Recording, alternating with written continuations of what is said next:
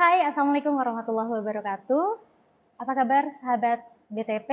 Ketemu lagi dengan saya Yuli di BTP Teknotalk. BTP Teknotalk merupakan podcast yang akan membahas segala sesuatu tentang teknologi dan inovasi yang dilakukan oleh dosen inovator yang ada di lingkungan Telkom University. Nah, hari ini sudah ada inovator kita, adalah Bapak Adi Purna Kurniawan STMT yang sudah hadir di sini, dan kita langsung aja kenalan sama Bapak ya. Halo Bapak, apa kabar? Alhamdulillah baik Bu Yuli. Iya, boleh Bapak langsung aja memperkenalkan diri aja. Halo semuanya, selamat siang. Perkenalkan, nama saya Adi Purna Kurniawan, dosen di program studi S1 Terapan Teknologi Rekayasa Multimedia Fakultas Ilmu Terapan. Saat ini saya terlibat di COE MREC atau Metaverse Research and Experience Center, dan salah satu inovator di Bandung Technopark ini dalam inovasinya berupa media interaktif promosi berbasis hologram menggunakan media Prisma. Oke, Pak Adi, membicarakan tentang inovasi, berarti di COE yang sekarang diemban oleh timnya Pak Adi itu ada berapa produk yang sedang dikembangkan? Untuk saat ini baru menyelesaikan produk ini aja sih Bu, Prisma holografik. Nah, untuk yang Prisma holografik ini, Iya. boleh dijelaskan itu tentang apa sih? Oh ya, jadi ini adalah suatu produk dengan sifat itu suatu media promosi, menggunakan Prisma sebagai media proyeksi dan objek 3 dimensi untuk mengenalkan informasinya. Pada intinya seperti itu. Tapi selain objek 3 dimensi juga menggunakan audio narasi dan animasi untuk melengkapi informasi yang diberikan. Jadi lengkap ya, audio dan visualnya disajikan di Prisma itu gitu ya? Iya, sebenarnya menggunakan 3 indera. Yang pertama interaktif, menggunakan sentuhan karena ada monitor touchscreen untuk menggali informasi dari produk tersebut. Kemudian auditory, telinga karena ada audio narasi, dan visual animasinya untuk menjelaskan produk itu seperti apa. Ya. Seperti itu.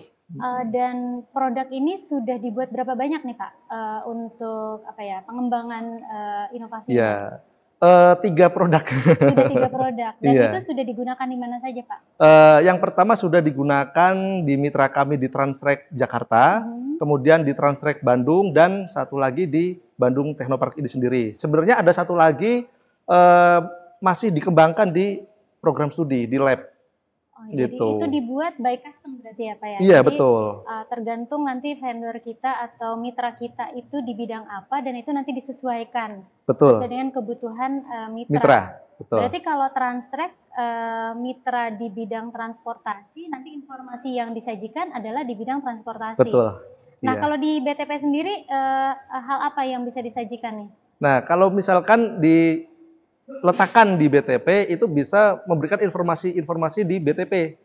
Salah satunya inovasi apa saja yang ada di BTP, kemudian program kerja apa saja yang ada di BTP, mungkin bahkan struktur organisasi atau hal-hal lain terkait BTP. Jadi Prisma itu hanya media informasi. Kalau kita biasa menyebutnya itu digital signage atau media informasi digital. Kalau biasanya kita lihat di mall atau di rumah sakit itu kan menggunakan monitor touchscreen berbasis 2 dimensi. Betul. Kalau ini yang kami kembangkan itu menggunakan 3 dimensi tapi juga bersifat interaktif dan auditory. Nah, untuk pengembangannya sendiri Pak, apakah ada tim khusus, misalnya semua inovatornya adalah tim dosen, atau mungkin dilibatkan juga mahasiswa dan eksternal mungkin? Ya, pertanyaannya menarik. Jadi dalam mengembangkan produk ini hanya terlibat 2 dosen. Kebetulan saya selaku tim leadernya atau ketua inovatornya, ada 1 dosen lagi, kemudian melibatkan 9 mahasiswa, dan ada juga pihak eksternal. Gitu. Ada juga pihak eksternal. Mungkin pihak untuk eksternal. Pembuatan, Nah, untuk pihak eksternal itu dalam pembuatan box hardware-nya, dari tukang akrilik, tukang las, tukang cat. Ya, karena kan dia ada produknya gitu ya. Iya. aplikasinya sendiri dikembangkan oleh tim penelitinya. Gitu. Betul, untuk aplikasi dikembangkan oleh kami, dosen dan mahasiswa. Selama pengembangan ini Pak, kesulitan apa yang tim alami nih? Mungkin dari funding, mungkin dari perizinan atau apa yang mungkin dirasakan oleh tim? Oke, yang pertama dari funding ya Bu. Dari funding alhamdulillah tidak ada kesulitan sih ya. Apa yang kami anggarkan dan rencanakan itu sangat cocok dan berjalan dengan baik. Kesulitan utama sebenarnya ada di pihak eksternal Ibu, yaitu di tukang akrilik, tukang las, dan tukang cat tadi. Berarti vendor untuk iya, pembuatan produknya lah gitu. Iya, betul. Kebetulan kami, saya, dosen, dan mahasiswa itu semuanya awam di akrilik. Jadi produk kami itu menggunakan media akrilik sebagai proyeksi objeknya, dan kami semua jujur saja awam gitu ya untuk akrilik ini. Jadi untuk akrilik ini sebenarnya kemarin itu over budget.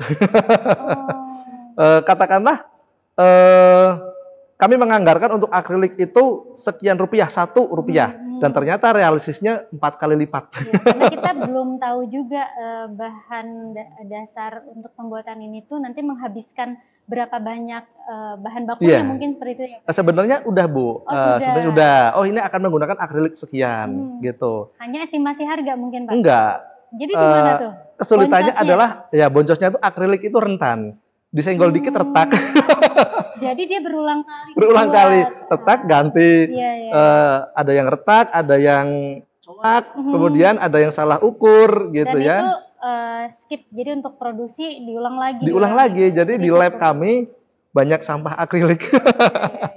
Waktu itu sempat kami tawarkan ke mitra menggunakan kaca.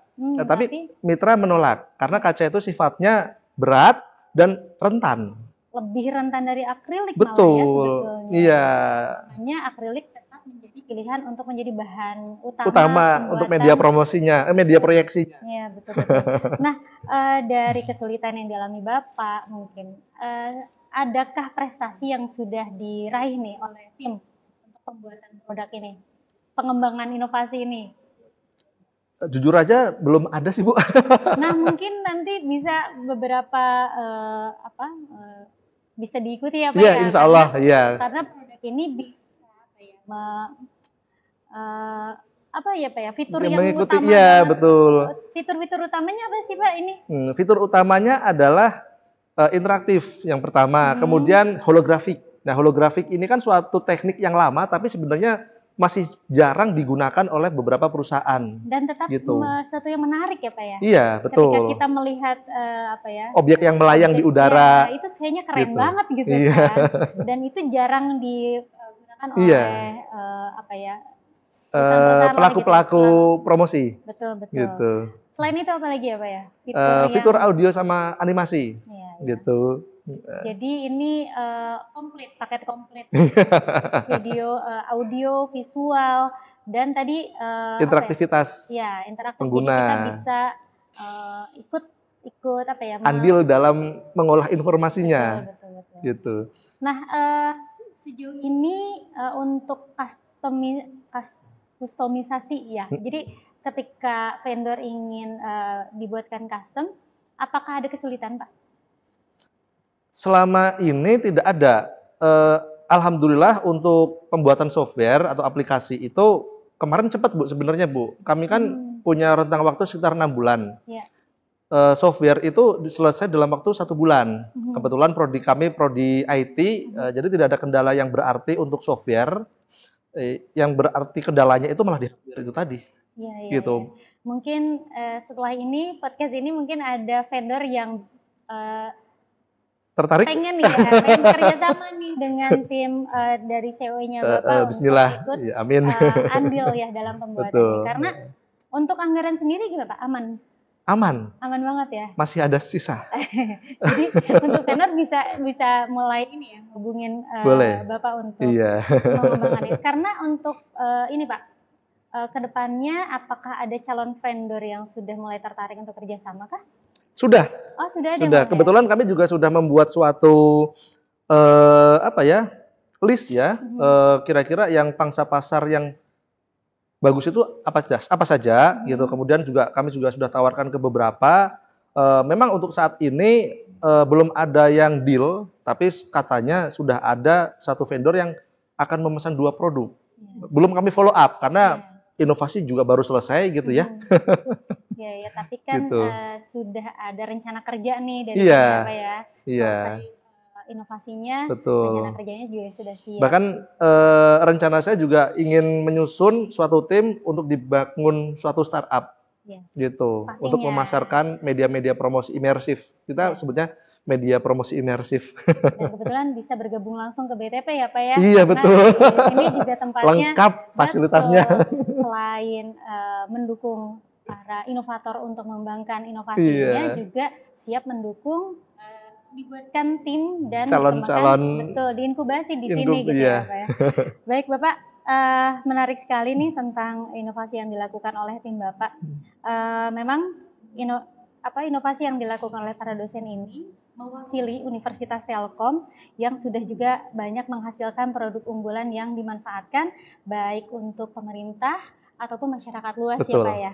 Dan dari hal tersebut menjadi sebuah sumbangan atau salah satu sumbangan Universitas Telkom untuk pembangunan baik di tingkat regional, nasional maupun alhamdulillah untuk internasional gitu ya Pak ya. Nah, kedepannya diharapkan peran strategis ini dapat terus dipertahankan atau bahkan ditingkatkan sehingga menjangkau dimensi yang lebih luas lagi.